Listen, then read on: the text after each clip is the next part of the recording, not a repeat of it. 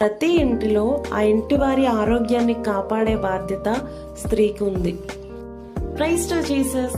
Welcome to Christian women life style. స్త్రీలమైన మనము మన ఇంటి వారికి కావలసిన ఆహారములన్నీ సిద్ధపరుస్తూ ఉంటాం. ఎక్కడ చూసినా ఎవరు చూసినా ఏదో ఒక వ్యాధితో బాధపడుతూ ఉన్నారు.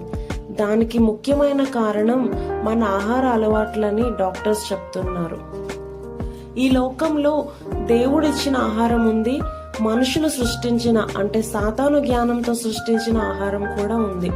దేవుడిచ్చిన ఆహారం ఆరోగ్యాన్ని ఇస్తే, మనుషులు సృష్టించిన ఆహారం అనారోగ్యాన్ని ఇస్తుంది. క్రైస్తవ స్త్రీలుగా మనం ఈ విషయంలో జ్ఞానం కలిగి నడుచుకోవాలి. నాకు తెలుసు, ప్రతి ఇంట్లో ప్రతి స్త్రీ తన కుటుంబం ఆరోగ్యంగా ఆనందంగా ఉండాలని ప్రయాసపడుతూనే ఉంటుంది. మా ఇంట్లో స్వీట్స్ అంటే అందరికీ చాలా ఇష్టం. బట్ బయట దొరికే షుగర్తో తయారు చేసిన స్వీట్స్ అనారోగ్యం కాబట్టి నేను ఫ్రెష్ క్యారెట్స్తో బెల్లం నెయ్యి వేసి చక్కగా క్యారెట్ హల్వా చేశాను. ఇది వారికి ఆరోగ్యం అండ్ ఆనందాన్ని కూడా ఇస్తుంది. క్రైస్తవ స్త్రీలుగా మన కుటుంబ ఆరోగ్యంతో పాటు మన ఆత్మీయ జీవితాన్ని కూడా కాపాడుకునే బాధ్యత మనకుంది.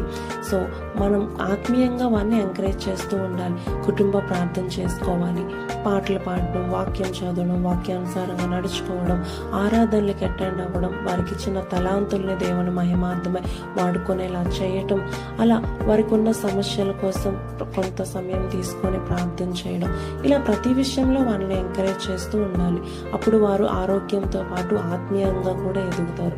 అప్పుడు మన కుటుంబం ఆశీర్వాదకరంగా, ఆనందంగా, ఆరోగ్యంగా ఉంటుంది.